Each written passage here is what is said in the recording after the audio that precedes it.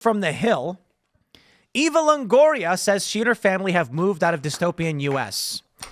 So I don't know if they published it already. Probably when I was on Yes or No with Michael Knowles. One of the questions was, I don't know if it was about celebrities, but it was like, do you think people actually flee the country? I said, yeah, of course. And then I said, Diddy Files. Diddy Files. This time around, the celebrities who are claiming they're going to flee the country if Trump wins, do you believe they'll actually do it? I said, yes, some.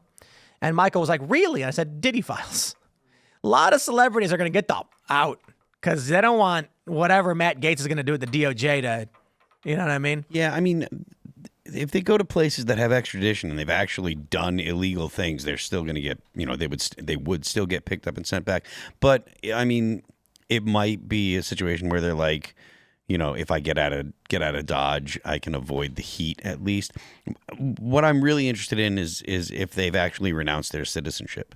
Right, it's one no thing. way. It's one thing to say, "Oh, I'm." It's moving not easy out, to do. But, Yeah. I mean, I know it costs something, but if you're really committed, like if you really actually believe that the United States is over and that it's going to become a fascist country and there's no turning back now, and Donald Trump is never going to leave office, and Barron's going to be, the emperor after Donald Trump dies. If that's what you actually buy, why would you even worry about coming back? You'd renounce your citizenship, say, I don't want to pay taxes to Hitler the second. Literal again, Hitler. Yeah. So yeah, go. Be gone with you all. I'm saddened. Who is she? I don't even know. Some Eva actor Longoria? lady. She's an actress. Was she like one of those reality TV? No, she was the ladies who are housewives of something. Yeah, reality Desperate TV. Housewives? No. Yeah, that one. Oh, really? It was a scripted show. Oh, I wouldn't even Scripted know. show. It was a long time ago. Okay, and she went to that- Mexico. She went right down the road. It's not a big deal. Eva, go to somewhere else. Go to like London and see how that works out for you. She's living in Spain and Mexico. She says the Flamin' Hot director was born in Texas and has long split her time between countries, living in both Spain and Mexico. So the actual story is that she already owns property in Spain and Mexico and has some sort of residency, and then just said she's probably sitting in Spain over like in her hot tub with her phone texting, and then her phone goes brr, Donald Trump wins, and she goes, ugh. Then she tweets, I have fled the country. I want to give her real good. She gets some props. Eva, she actually helped out. She played a crucial role in saving the 2014 film of John Wick. They needed money, so she threw some money into it, and then we wouldn't have John Wick without Eva. Oh, wow. So Yeah, it's too bad that her brain turned to jello over the past 10 years. That's sad, isn't it? no, She said, it's not that he won, it's that a convicted criminal who spews so much hate could hold the highest office. Well, Judge Merchan's going to throw it out and he's not convicted of anything. Yep. And then what? Then they got nothing. And then they're just going to have say something else, some other kind of BS, some kind of other lies that the TV's going to tell them to repeat and regurgitate. Do you think anybody else is going to leave? I don't think she's actually leaving, though. Well, that's the thing. Nobody's actually leaving. These people, like she's already got, like you said, she's got property in Mexico. She's got property in Spain. So she's just going on vacation. And they're going to go ahead and they're going to talk about it on social media. So that way they get, pats on the back from all the people that hate Donald Trump. And they can say, look at how good of a person I am. I'm too good of a person to live in America. Because remember, I've said this multiple times this past week. People on the left hate America. They believe that America is not good enough for them. They believe that they are better than the average American. They believe that the average American deserves what they're going to get because of Donald Trump, when literally they actually do deserve the things that Donald Trump is going to provide for them. But it's not because they're bad people, and it's not because it's going to be bad things. But the average leftist believes that mankind needs to be remade. They believe that the organizational structures of our country are inherently bad. They believe that from day one we've been a racist country and that we've always been bad, and all of the negative things. If you listen to the narrative that they spew about America, it's all negative. It's all hate. It's all hate-filled. The way they talk about Trump voters. And again, I mean, I think I don't remember if I said it earlier tonight or I would have said it multiple times. It definitely started with Barack Obama.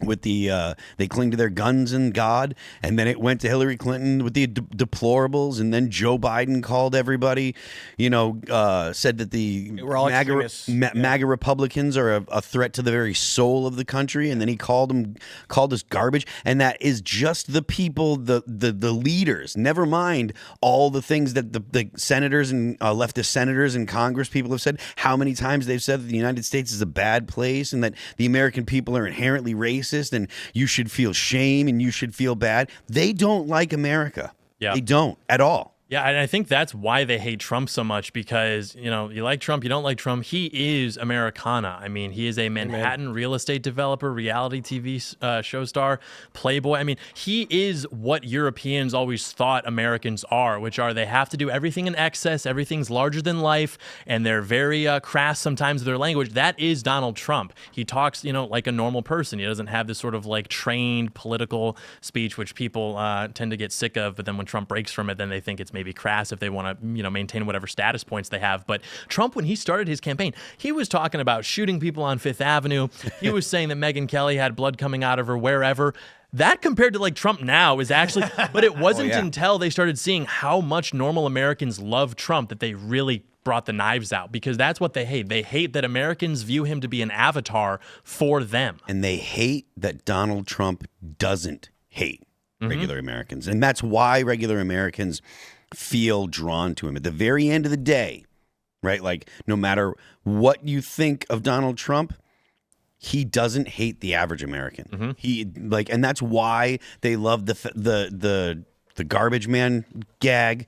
They love that he went to McDonald's and was handing out McDonald's The best food day to of his people. life besides being elected. Yeah, they That was love that. all just to the everything he's done in the last 10 years was to get to the point of getting to work in McDonald's. That was all like. It would 40 have been funny if after he completed the McDonald's thing, they were like, "Mr. President, do you think that the McDonald's campaign event was good for your campaign?" And he goes, "Campaign event?" Yeah, this is what I wanted to do my whole life. He's like, I just wanted a day off. But at the end of the day, it's the fact that he doesn't hate America, and the people that hate him because he doesn't hate America. Yeah, and even the people on the right, like the Never Trumpers, They're no better. They hate him. They hate America too. I remember in 2015 reading tweets from these people, like when Trump would win a caucus or do well in a poll, they would literally tweet out like, glad that they all stopped taking opiates for a second to go to the polls or something. Like all these people who claim to be flag-waving patriots, I support the Iraq war, whatever, they finally, for the first time in their entire lives, have to be challenged on these positions from the right, where Trump comes along and says, wait a minute, why are we allowing for the mass importation of people? Why are we over there in the Middle East? Why are we offshoring our jobs? They've never had to answer those questions. They're okay with fighting the left. It's very theatrical, and they get to be on mainstream news programs to do so. But Trump comes along and he says, wait a minute, why are you doing this? And then he's got all this energy online on Twitter, and all these people are like ratioing these journalists and these commentators, and they're just making them cry. And they've literally like bullied these people into exposing how much hatred they have on both the left and the right for just normal Americans. And once you see it, you can never unsee it. The internet's forever, and everybody remembers this. Yeah, I mean, it's something that the American people have noticed, and I think that's a big part of the reason why, people have moved, not just when it comes to Donald Trump, but like across the board. There was a large right shift. It's people don't want to think that their country's a bad place. They don't want to think that they're bad for being from this country, or for, they don't want to think that they're inherently bad. Nobody wants to.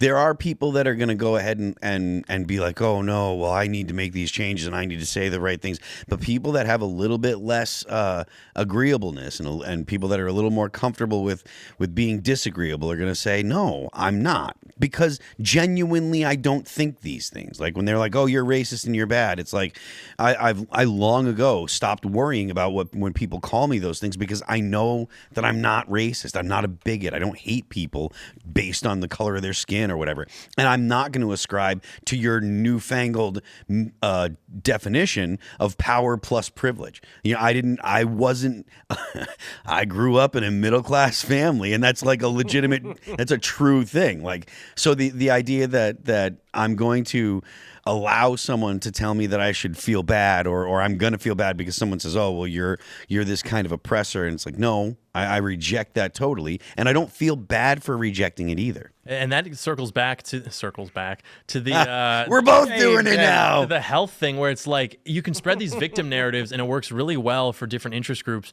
but also for just recruiting in general, because if you have people who are like hormonally maladjusted and they are experiencing depression and anxiety, they can't even get through the day. They're like Kamala Harris, where they have to medicate themselves.